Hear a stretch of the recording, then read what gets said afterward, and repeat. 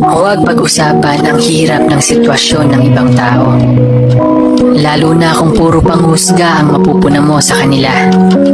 Oo, madaling magsalita lalo't hindi ikaw yung nasa sitwasyon nila. Hindi man sila makaahon sa kahirapan ngayon, hayaan mo sila. Dahil binigay ng Diyos ang pagsubok na yan dahil alam niyang kaya nila. Kaya nilang lagpasan. Magpasalamat ka ako dahil hindi ikaw yung nasa kalagayan nila. Dahil baka hindi mo kayanin yung hirap na pinagdadaanan nila. Lagi mong tandaan, bilog ang mundo. Baka dumating yung araw na ikaw yung makakaranas ng pinagdaraanan nila. At sila naman yung tatamasa ng ginhawa na meron ka ngayon.